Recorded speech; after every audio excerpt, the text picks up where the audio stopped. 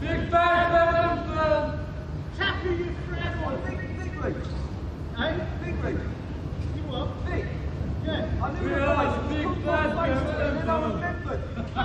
it. Brixton is a cheerless place where only sleep affords relief.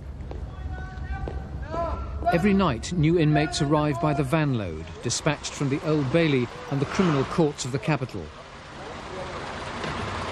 They cross the threshold of a century long gone. Most come here on remand, some to await sentence. If Dickens were within, he'd find that little had changed. The reception block stands frozen in time. Willis, you left Pentonville? Yeah. And you've been committed for trial at the Old Bailey?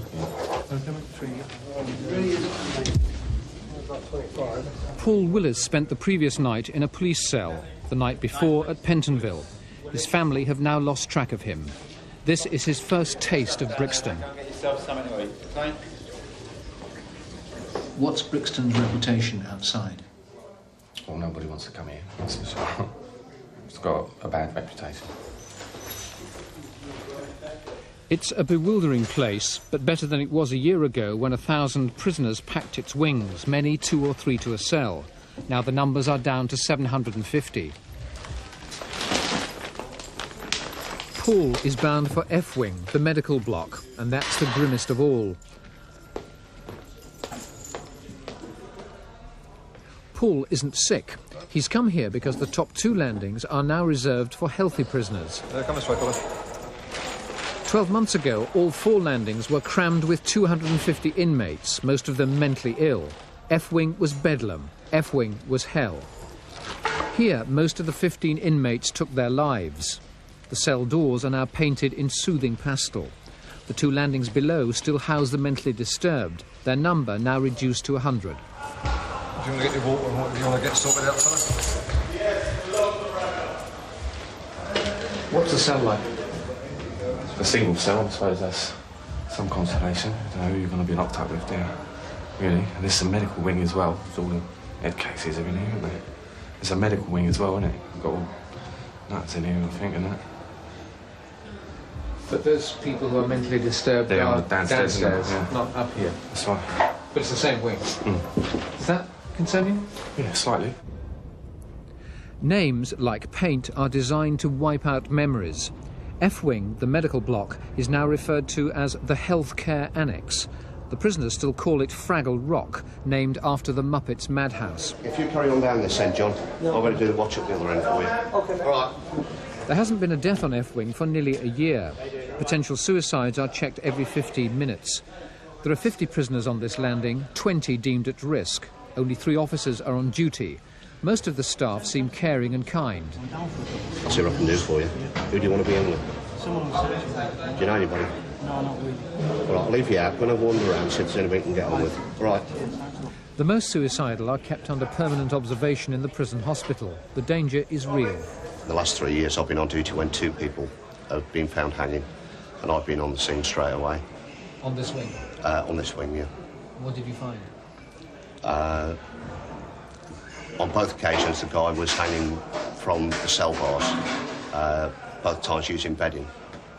That's not true. Once with bedding and once with a belt. Both died. Even though we were there very quickly, both guys died. Have you ever been on the 15-minute watch? Yeah, I was on. I think I was on that when I tried to hang myself. This was about 2 months ago. I had a sheet and I ripped shreds out of it. I put the shreds through one part and pulled it out with a matchstick. I'd done a couple of shreds and I just put them around my neck.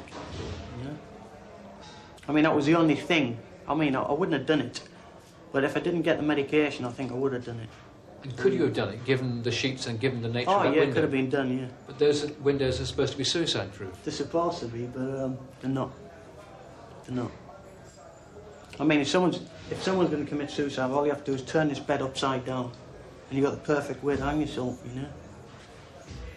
Easy. Not that there's been any hangings lately. The last time I was here, there was, I think it was about 4 or something. You know, 4 people have killed themselves. It's terrible. It's not as though people care, you know. I mean, you come in here, oh, you're in a prison, but you expect some sympathy sometime, you know. But I'm not saying all the officers, but a third of them are animals. You can't talk to them. They won't listen to you. You know, they're no interest in your problems. All they're interested in is at the end of the day, are they going to get their wage packet. Then you get the other 2/3 who are pretty reasonable. Then you get some of them who are really good who you can get on with, you know. But, I mean, there's no low sympathy in this place for no one. What do you think will happen? 3 years. You're going to get 3 years? Yeah. The Samaritans bring added sympathy from outside. They've now access to the landings of F Wing. And then most will be alright, 3 years. Good, you know what I mean? How do you feel about that? I mean, Feel bad. you feel bad? You're supposed to get like this. This is yeah. But how bad? They hope to pick up any signs the officers may miss. Okay, well, you can take care and I'll come back and see you? Yeah, nice. Okay. Have a nice minute. You too. Yeah, Take have a care. nice minute. How long have you been coming to F Wing? 2 years. Is the suicide risk high on this wing? Yes. I would think it's fine. It's very depressing. It's very depressing. They're in their cells a long time. A lot of time to think. A lot of them are worried about the families. A lot of them are worried about the crime. Very, very worried about as they're coming to trial. Some inmates are moved here from other parts of the prison because they seem excessively depressed or their mental condition is giving concern.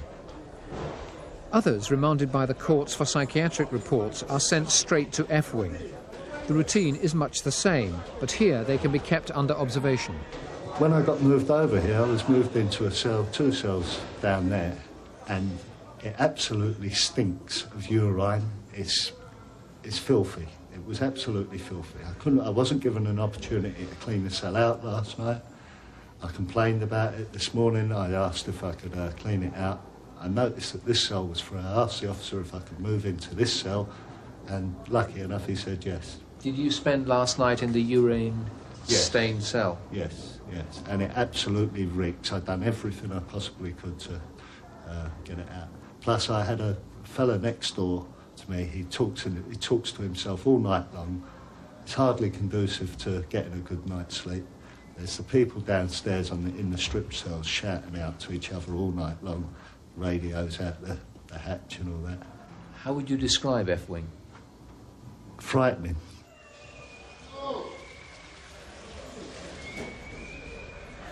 Being escorted from landings to the strip cells on the ground floor is for many inmates the most frightening experience of all. It's a descent to a dark age. Only the most severely disturbed are taken down, but only on medical advice, often for their own safety. The cells are now called special medical rooms. Why has he been brought down here? Because he could cause a problem. We can bring him down here where he's isolated, and because of the type of area we're in now, he'll get more care down here. Thanks, just move in and... Why have you been brought down I'll here? tell you why I've been brought down here, right? I'm a diabetic. My blood sugar is high. And because they're giving me shit food to cause me blood to go high, they've put me down here. Is that smell coming from inside your cell? Yeah. It stinks. Where someone's most probably not know. Sorry? Look. Yeah, come back behind there. Well, that's where all this shit is behind there. 10 cells have cardboard furniture to prevent inmates damaging themselves. They're known as semi-furnished accommodation. There are 2 unfurnished rooms with nothing. Why is this man in this cell? He was located over the other side and was seen by an officer that morning eating the contents of his pot, his own excrement, smearing it over his body and eating it. He was seen by a doctor and was placed in an unfurnished room because the doctor was worried about his mental state and was worried that he might do some harm to himself.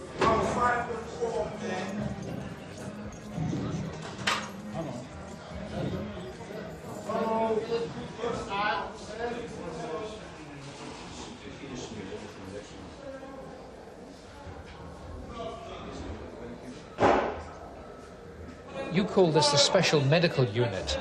Special medical rooms, yes. Special medical rooms. That's a euphemism, isn't it? That is what they are classed as. Special medical rooms? As opposed to normal location. There's nothing medical about these rooms, is there? Not at all. Very, very sad situation. They're a disgrace, aren't they, these conditions? I don't enjoy working in them, but given what we've got, this is all we can work with. And it's about time, I think, that things were changed. The stench in some of these cells is horrendous. That's right, and unfortunately, working in here every day, it becomes commonplace, you get used to it. The special nylon suit is tear-proof, so prisoners can't strangle themselves or officers.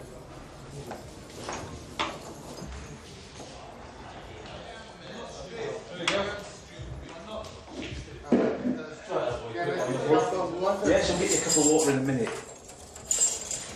Why have you moved the cell? Pardon? Why have you moved this man to a different cell? Well, that one was absolutely covered in excrement, so we had to move it out for basic health reasons. This is what he does. He won't use that. The pot? The pot. He'll do it on the floor, anywhere in the cell. He'll cover himself, cover the walls. And it's a steady process. We'll have to get somebody now to clean that cell out while he's in here. Now he'll probably do the same in here. We'll have to move him backwards and forwards. But a man in this condition shouldn't be in this condition. I agree with you. I totally agree with you. It's the way the system works at the moment, though, I'm afraid. What's he doing in a prison? Should be in a psychiatric hospital, shouldn't he? I would agree with you, yeah. I can't disagree with you about that. And how long will it be before you have to move him again? That's a very good question. I honestly don't know. Right, you want a cup of water?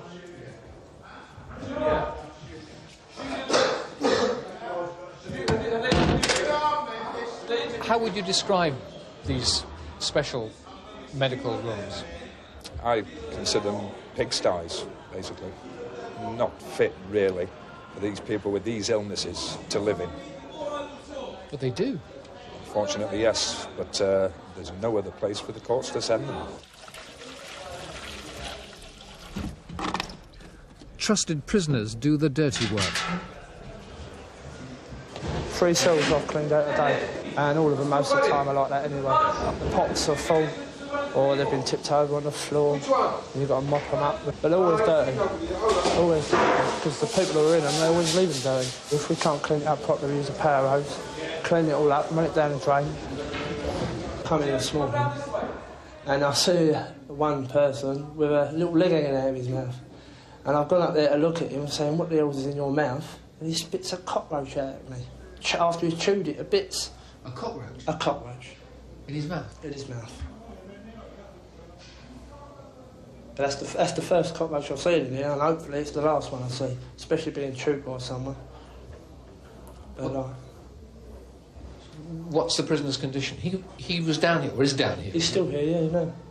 He's, well, I think he'd hurt himself. That's why he's down here, because like they've got to keep him safe. And he believes he's got a lizard under his bed with a bowl of that on.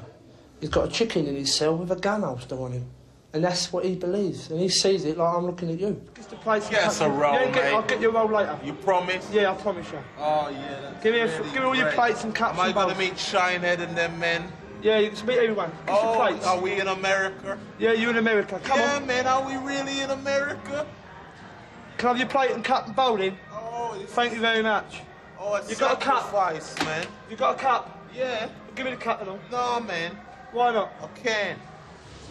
Somebody's got it next door to me, number 32, 31, or 30. And they took my medication away from me. Yeah, I gotta have my belly down, man. I hear voices in my head. I hear horses stamping up and down. How would you describe this prison?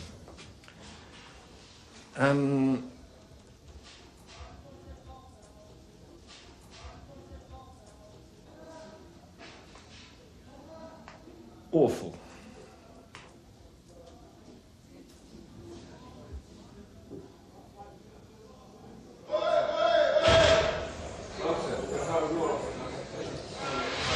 couple of years ago, a year ago, when the situation here was so awful, I think that it was almost impossible to justify coming here, because I felt inevitably I was being exploited in a system that was so destructive and corrupting and foul and racist and degrading and punitive.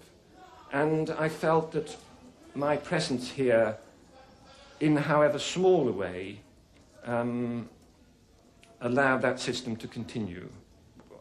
Almost weekly one was put in the position of saying, if I pulled out, somebody might notice and somebody might say something ought to be done, or if we pulled out, somebody might notice. And realising that one's presence wasn't something that was changing things, but actually was contributing to them getting worse. Why didn't you pull out? Why didn't you make the stand? Well, you're suggesting it would have been a stand. On many occasions I very nearly did. I've always felt it was important to work here. Out of humility. And in the hope that in an individual way, one would be able to change the lives of some of the prisoners that you came into contact with. If you weren't governor of this prison and you came down here as an outsider and looked round that unit, what do you think your reaction would be? Well, I prefer to tell you what my reaction is as governor of this prison, which is that the conditions in here for prisoners who are psychiatrically disturbed are intolerable. We have to start from the premise that a prisoner who is psychiatrically disturbed should not be in prison at all. And you've already seen several of the individuals whom we have here are clearly quite disordered. The staff, the medical staff, the hospital staff are giving them as much care as is possible in a prison setting, but we're left with the conclusion that such individuals shouldn't be in prison. Now, we have an obligation to make sure that they're given as much care as possible, but also that they don't damage themselves, that they don't damage other people, be it staff or prisoners. We are forced, on occasion at the moment, to place individuals for short periods in these special medical rooms. We already are well down the road of preparing an alternative of building a psychiatric care unit which will allow us to care for these prisoners in a much more constructive way. The root of the problem lies outside the prison, at courts like Clerkenwell, where prisoners are remanded into custody. Hello, it's David James from the Royal Free here. I'm about to interview a Hackney patient, his son. But Clerkenwell is trying to right the wrong. Dr. David James and his colleagues are pioneering a new scheme to divert psychiatrically disturbed prisoners from the F-wings of the system. It's an uphill struggle. Doggedly, they search for hospital beds, a commodity in short supply. Their office is hardly palatial. Did you ask for the psychiatrist's kitchen? Yeah. Or the jailer there, yeah? OK. Good, thank you very much. Bye-bye. Right, good. He is now to Hackney. He suffers from chronic schizophrenia. It's not long since he was last in hospital. The fact was he was found at 4 o'clock in the morning. In a flat with women with a pornographic magazine, masturbating and saying that he wished to do various things to the females present. But he wandered out in a disorganised fashion thereafter. And there was no actual assault.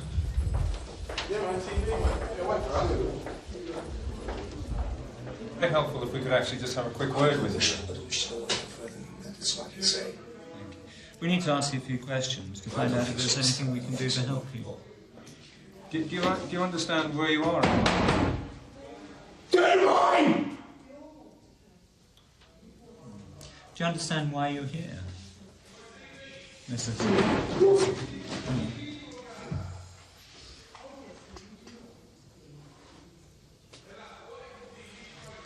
The reason we've come is to see if there's anything we can do to help you.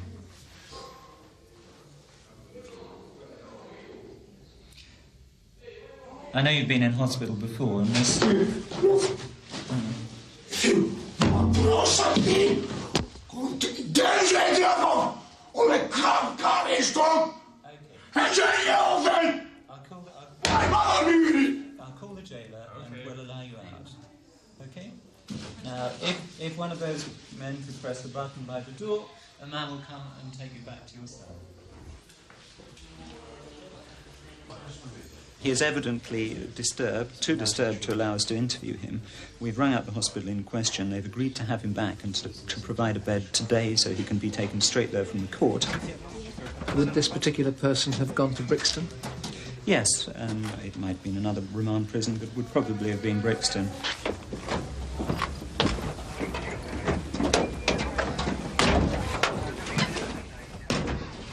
The team dealt with 4 prisoners that day. They found a hospital bed for 1. Normally their success rate is 50%. Back at Brixton, the inmate who kept fouling his cell has just been examined by a visiting doctor. He has been seen by a visiting consultant forensic psychiatrist who has interviewed him for about half an hour. His opinion seems to be that he may be suffering from psychotic illness, but physically he is not deteriorated to the extent that we need to take any emergency action to get him to an outside hospital. But Brixton's own doctor didn't share that view. My feeling is that he should have really gone into a hospital straight away. Does the experience that this patient is having in Brixton prison make his condition worse? It undoubtedly does, because we haven't got the facilities for his treatment, nor for his recovering from that acute condition. Does this situation increase the risk of suicide? It certainly does, yes.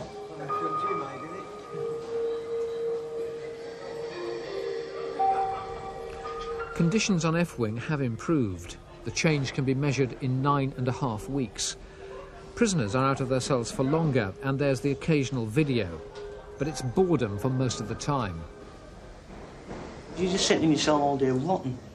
You don't do anything. You just sit here, you look around the walls and you think, oh God, what am I doing in here? Then you get all your problems coming on top of your girlfriend, thinking about your mother, thinking what your girlfriend's doing, thinking is she gonna write me a letter and tell me she doesn't want to see me anymore. And all this just piles on top of you, and because you're banged up in a cell, it's much worse. At 1:20 one morning during our period in the prison, there was a suicide alert on F-Wing. Behind the cell door, a noose dangled from an upturned bed. We were asked not to film it. Charred bedding lay in the corner. The cell belonged to a prisoner on one of the non-medical landings. He was not deemed to be a suicide risk. We had one young man who really was quite overcome by the fact that he had been deprived of his liberty, that he was in prison. He was facing a rather harrowing trial. He, unsure of what the outcome would be, he needed some way to express his frustration and his fear. In the middle of the night, he set fire to the blanket in his cell as a means of drawing attention to his plight. Very quickly, staff were on the scene. He was calmed down, he was taken out of the cell, he was talked to for some time. He was taken down to the special medical room, which we use, as you know, only when there is no alternative. Having been calmed down, he was left there during the night. As soon as the prison opened up in the morning, staff came, spoke to him, there was a discussion. He was relocated in the wards, and he recognises that he has to talk his problems through. He remains very disturbed by the fact that he's in prison, but he knows that the staff are there to support him and to provide him with all the care that's necessary. Isn't it still an indictment of Brixton today that that man had to make that gesture, that he couldn't talk over his problems in advance with some of your staff? We have to recognise that prison is a very restricted, a very coercive environment which individuals find very difficult to cope with. You would find it difficult to cope with. I would. It's not surprising that some individuals in circumstances like that have extreme reactions.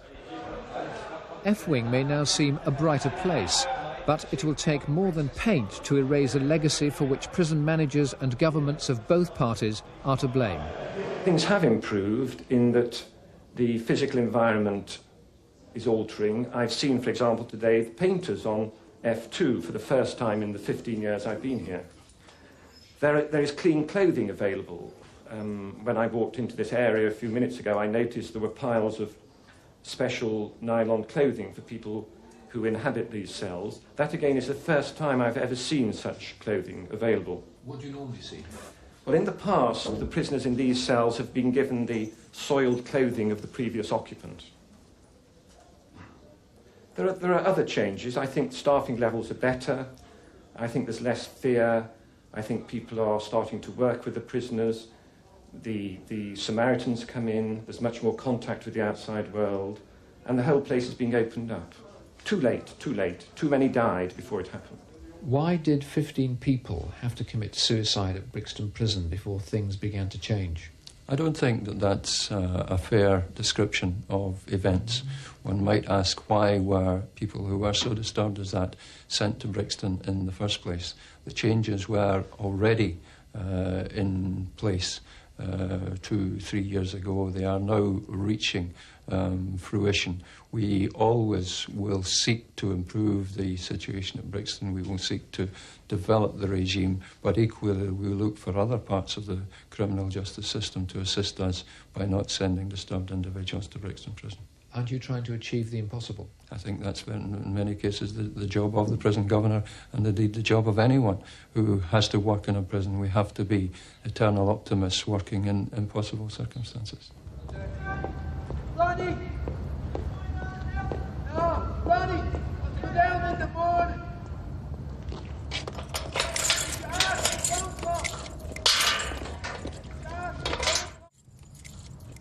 Brixton's long night is over. Another day begins.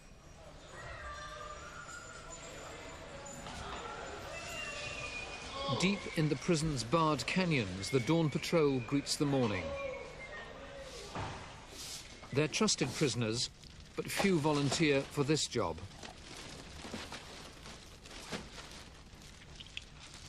Human excrement litters the ground. It's been thrown from cell windows overnight. Getting rid of it means getting rid of the smell. Few cells have toilets. Prisoners have been locked up for 14 hours solid.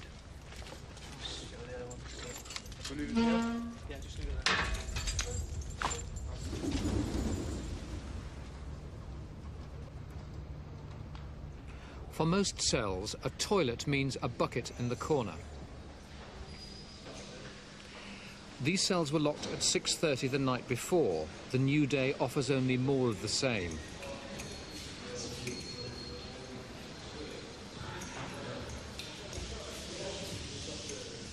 This place is a diabolical place. It's a shithole.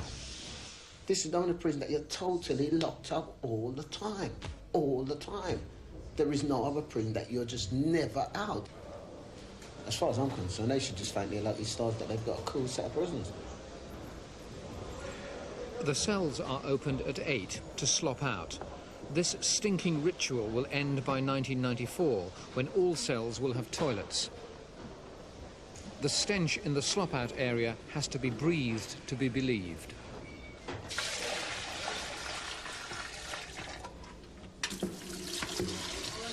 It's hardly a breath of fresh air, but it's relief from the tedium of being locked up for more than 20 hours a day. No wonder frustration boils over. This prisoner was remanded to Brixton last May. He's in trouble. Whitlock, you're in front of me charged with a breach of prison rule 47, that you used insulting words to an officer.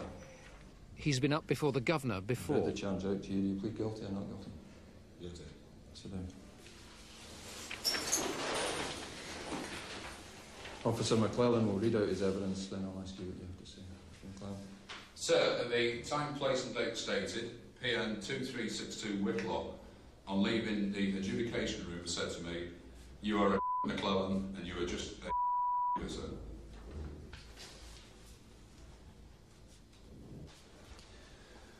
What do you have to say? Well, as I told the governor before yesterday, I just haven't got it in me to swallow my pride concerning this individual officer, because he just always seems to get on my nerves, Governor. And I told him the same thing yesterday. Probably basically I should have just kept my mouth shut, but... I know you well. I've said to you before, I only know the good and the bad in this prison. I did keep quiet for a while. You did, that's true. So I haven't seen you for some time. You said it yourself, you can't keep your mouth shut. The staff are entitled, are entitled to some respect and not to receive the abuse that they do.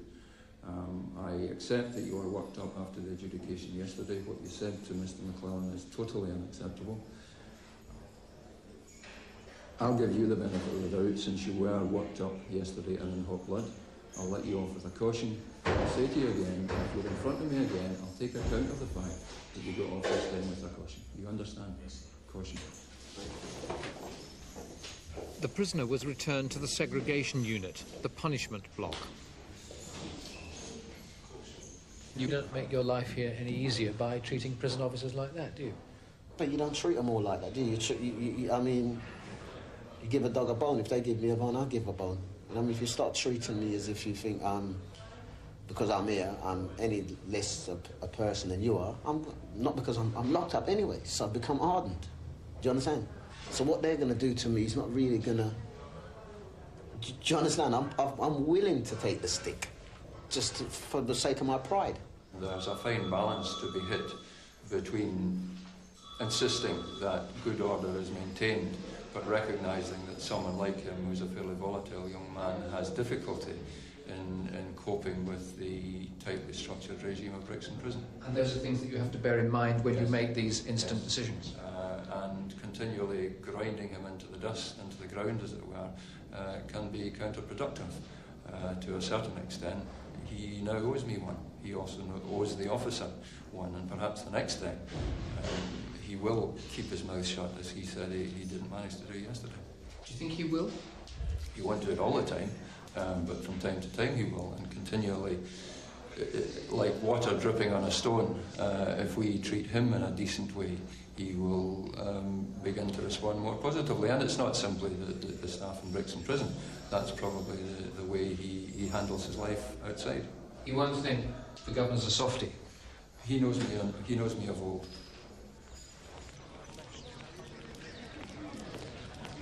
Prisoners have association twice a week.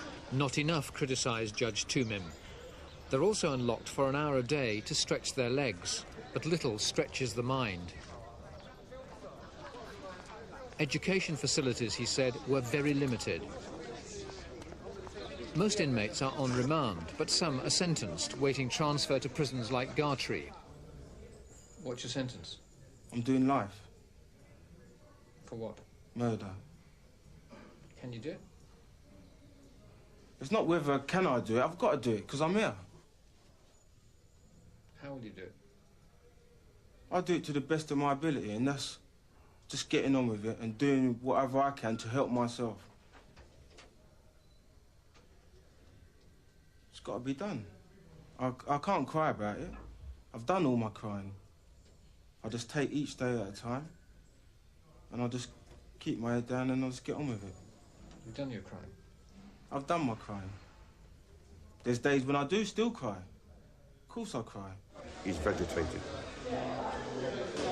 Now that sounds a terrible word to use, but he's not doing anything, so he's become stagnant. And he's getting frustrated because we cannot say to him, you will be going to Gartree tomorrow, the next day, or whatever, because it's out of our hands. It's all up with tactical management at headquarters who deal with this. And that frustration is likely to trigger an explosion? Possibly. And it did. The prisoner awaiting transfer was brought down to the segregation unit. There'd been an altercation when the search team entered his cell.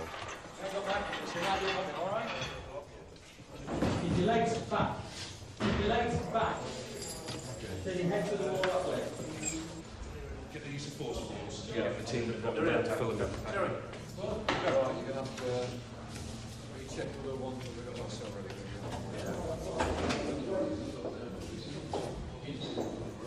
What am I in here for? I haven't done nothing! What am I in here for? I haven't done nothing! I want to see a doctor, man. I haven't done what am I in here for? I haven't done food, man. What am I in here for? See you. Australian son of a bitch treat me like I'm some animal? How can you check for me like that? I want to see the doctor from my hand. You're not a doctor. You're not a doctor. He's been brought down under restraint, under escort. I can't see any visible injuries, but of course, I'm not a doctor. Okay, that's Okay, one issue, a little bit of respect. No, for the doctor. You are. Never forget my name, man. His wing officer was sent for. The prisoner calls him Governor. Governor. Calm down. Can I have a word, please, Governor? I can talk to you. In a minute, in a minute. I don't want to see you. I want to see you. Governor, I'll speak to you, please. It was a normal routine cell search. He wasn't terribly cooperative, which meant that they had to restrain him and then take him right down here. But I will talk to him later on and find out exactly what happened as far as he's concerned. That's important. When you go into the cell and talk to him, what will you say to him? I'll ask him what it's all about and let him tell me. He'll probably start off by shouting and ranting. And then as he restores his faith, he'll quiet down and he'll start telling me from his version what happened. You know what I'm like, bro. You know what I'm like.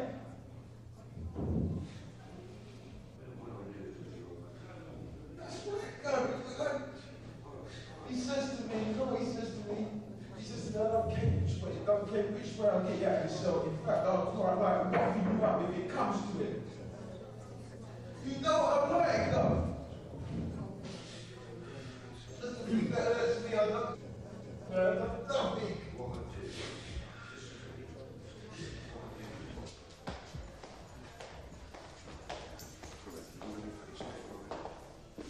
35 minutes later, the officer had calmed the prisoner down.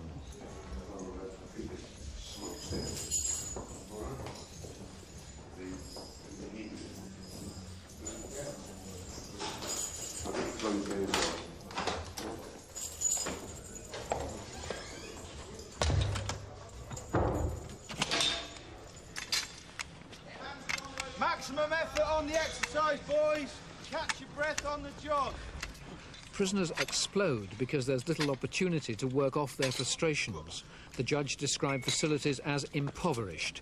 Brixton learns to improvise. I feel that gym time for the inmates is the best thing that you can have. I mean, you can give them any amount of welfare, probation workers and cell hobbies. I mean, that's all right, but really what the lads want is gym. They want football, they want weight training, circuit training, basketball, you know. That's what gets lads in, you know, out the cells. There's a small, reasonably well-equipped gym at Brixton, but unfortunately the inmates aren't allowed to use it because its term has been outside the security wall. The staff use it, and it's just a crying shame that the inmates can't use it. And the inmates all know that the staff are in there because they hear us every dinner time playing football. In Brixton, the walls hear everything.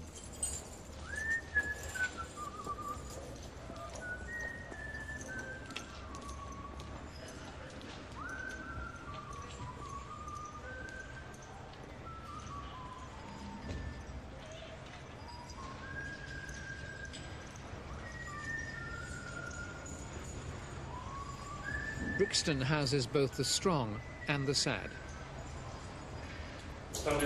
Both come before the governor. This prisoner had run away whilst working outside the walls. The charge against you is that at approximately 3:30 in the afternoon on the 4th of December 1991, you absconded from the officers' mess at HMP Prison Brixton. I've read the charge out to you. Do you plead guilty or not guilty? Guilty, sir. Sit down.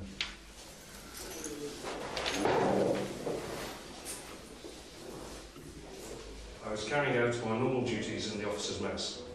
At this time, I noticed that MX0012 was not present. A subsequent search showed that he had, in fact, absconded. That's Mr. Davis's evidence. Thank you very much. I understand there are domestic difficulties on the outside. It's unfortunate you didn't discuss them before this happened. But, sir, I did ask Mr. Davis to make a phone call, but he wouldn't. Right. Well, we'll look into that outside of here, but you appreciate that escaping from lawful custody is a serious matter. To underline the seriousness of the charge, I'm going to punish you to the limit of my authority. You will forfeit 28 days remission, and in addition you will forfeit all privileges for a period of 21 days, excluding publications. That is, you'll serve 21 days in a secret sense. Thank you.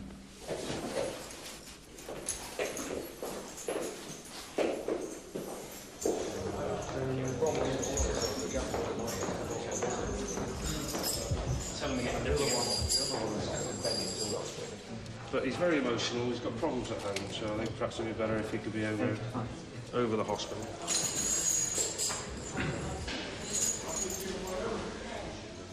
The prisoner was sobbing in his cell.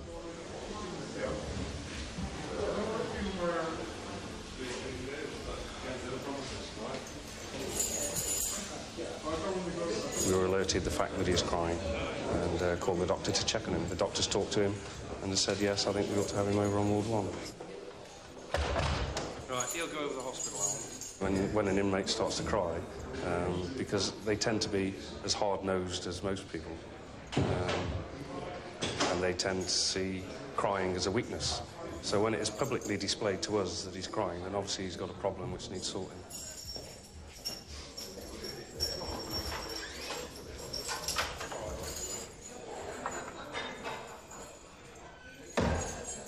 You ran away from prison for 54 days, which is a very serious offence. Why did you do that? Because one of the reasons was because I miss my family. I wanted to be with them. I did think about giving myself up, but it was too hard to walk through that gate. I did give myself up in the end. Prison puts great strain on the family. Brixton makes those strains even worse. Remand prisoners have a visit every day for 15 minutes. Sentenced prisoners one a fortnight for half an hour. Judge Toomin said that facilities here were so bad he was surprised the visiting figures were so high. It was no way, he said, to strengthen family ties. What do these visits mean to you? Yeah, straight, everything. I mean, it keeps us together. Oh, yeah.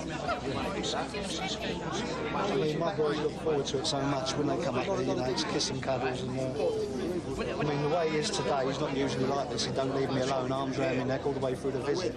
I mean, there's no facilities for him to run around or nothing. And when he comes up here with his brother, they want to run around and play. Yeah. I want Daddy to get up and play with them, but I can't leave my seat. What should there be here for children? Just a room with his facilities for all children to play with each other, you know. So they're in like a normal environment, like a nursery or somewhere like that.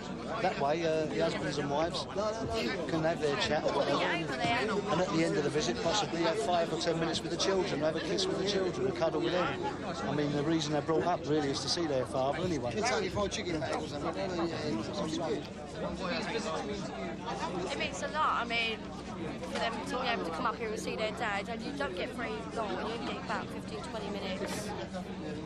Is it difficult trying to keep the family together? Yeah, it is, because my boy gets upset sometimes. He doesn't want to come because he knows it's horrible here. And he gets like, he doesn't like coming here because he gets frustrated and waiting outside. Oh, really? Yeah. I have to go back to my cell and all I can think about is my kids, and they get really upset when they leave the visits. 15 minutes is just not long enough to be able to have a cuddle with your children and say what you need to say to your wife.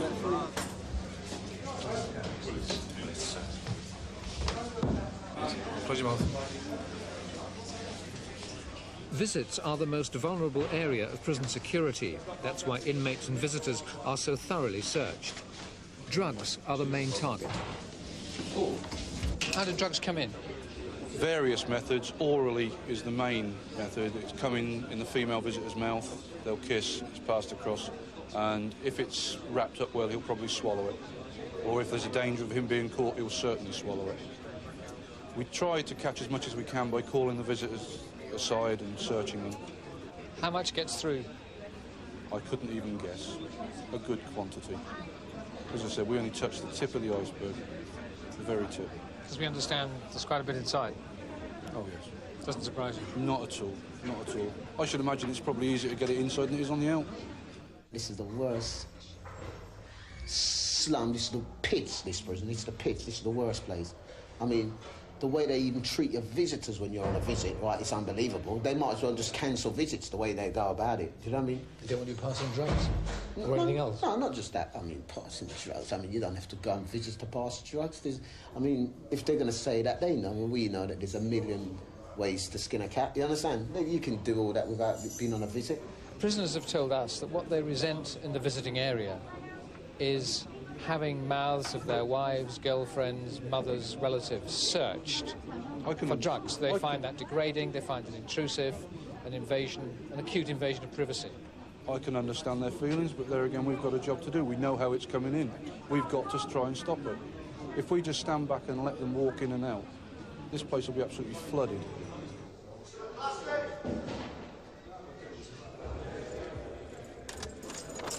Get your tea, lad. Little escaped Judge Tumim's attention. Why mealtimes so early? Why lunch at 11:30? Why the evening meal at 4:30? Threes, get your tea! He said meals should be served an hour later, but feeding times remain much the same. Judge Tumim said that the regime is little more than routine based on the serving of meals, slopping out, exercise and watching the occasional video. That's still the case, isn't it, at the moment? We've made considerable strides since Judge Tumim was here almost 2 years ago. The numbers of prisoners here have been significantly reduced. I've always considered that that was the key to the development of the prison. The prisoners are still locked up for far too long a period during the day, but that's gradually and consistently being reduced. Prisoners are out of their cell more now than they were when Judge Tumim visited, and hopefully we'll be able to extend the daily routine, the daily time out of cells on a consistent basis in the months to come. Judge Tumim recommended that Brixton needed a proper sports hall, proper education block, proper work and training facilities, a new reception area, a new visiting area. Are they going to happen? It's recognised by all parties as intolerable that a prison such as Brixton, with almost 1,000 prisoners, should not have the facilities which you describe. We are in the midst, at the moment, of extensive discussions about how Brixton is to be redeveloped in such a way as will take it forward to the next century. And those proposals, those plans include workshops, reception, visits, education area, facilities for staff. They're all included in the proposals which are being discussed just now. And sports hall? Indeed, yes. Very important that young men, particularly young men who are deprived of their liberty for an extended period, should be given the opportunity to work off their physical enthusiasm. And are you confident that this will happen despite the expense incurred? My colleagues in the Home Office are reasonable individuals, and I'm sure we'll reach a satisfactory agreement. The Home Office has been generous when a problem was deemed a political priority. These hospital cells were built not to improve conditions in general or to house the mentally ill, but in anticipation of an AIDS epidemic. The epidemic never materialised. Conditions on D Wing, where top security Category A prisoners are held, are a world away from the squalor and confinement of other parts of Brixton. In the prisoners' hierarchy, Cat A's are at the top. Frankie has been on remand on D Wing for over a year. He's charged with serious drug offences and is still awaiting trial. He's only one of 24 prisoners here. The staff ratio is very high. To Frankie, D Wing is home from home.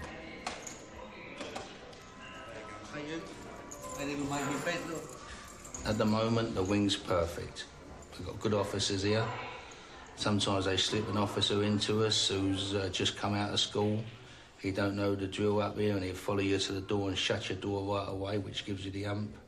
But we go down to the office and we have a word with the governor in the office, or the PO, or the SO, which are quite understanding fellas, and they sit down and have a talk, and it's sorted out within a matter of minutes.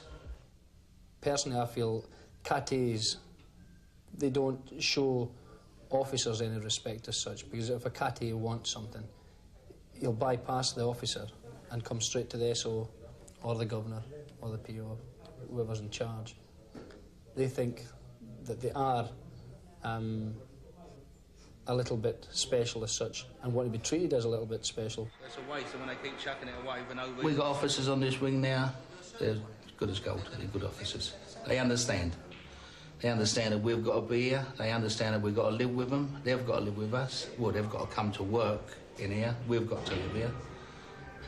They're as good as gold, they ain't no problem to us. They're very pleasant to you. Certainly one or two call me by my first name and I'll call them by the first name. I've no objection to that whatsoever.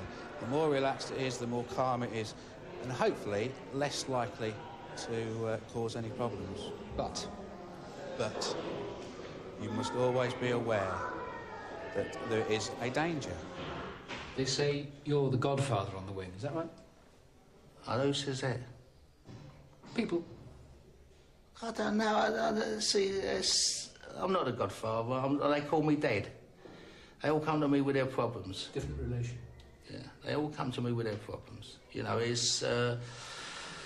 someone's got a problem with an officer and they start hollering and hooting and screaming, I'm straight out of thinking, what's going on here? And they say, I hope I can sort it out for them. I've got a good heart, you know. Just because I'm in D-wing, don't mean to say there's no heart here. There is an heart here. Don't mean to say I'm bad. Of gold. I would say so myself, yes, it is an heart of gold. Why is your top security wing in the prison the most relaxed wing of all? I think what that underlines is the truth of the recommendation in the Wolf report that we should be moving towards much smaller groupings of prisons. The relaxation doesn't come directly from the fact that this is a top security wing. It comes from the fact that there are only 24 prisoners in here. If we could break the whole prison down into groups, not of 24, but say of 50, 60, all the received wisdom is that where groups of prisoners are broken down into, let's say, 50, 60, with identified numbers of staff who know them, they know the staff know them, then we have a much more positive regime. In this kind of atmosphere, can't prisoners more easily take advantage of and manipulate your prison officers? That's where the professionalism of the prison officer comes out, that he has to know that the requirement of good order, of control, of high security in a wing like this is paramount and is enhanced by him knowing the prisoners, talking to the prisoners, but that at the same time he or she shouldn't be lulled into a false sense of security, because there are some very dangerous individuals in this wing, and staff must never forget that, because we have a primary duty to protect the public. We're very conscious of that in Brixton. Governor, thank you very much. Thank you. Dr. Coyle and his colleagues wish to consign the old Brixton to history, and they're requesting over £30 million to carry out the judge's recommendations. The figures are now on the Home Secretary's desk. Such change would not only transform the face of Brixton, but assuage the decades of guilt. Brixton Prison, past, present, and hopefully the future. Next week, poll tax the missing millions. With the deadline for setting the new levels only days away, John Andrew reveals the additional sums we'll have to pay to make up for all the evaders. Councils are now pursuing them, but it's a legal minefield. That's it from Public Eye for tonight. Until next week, a very good night.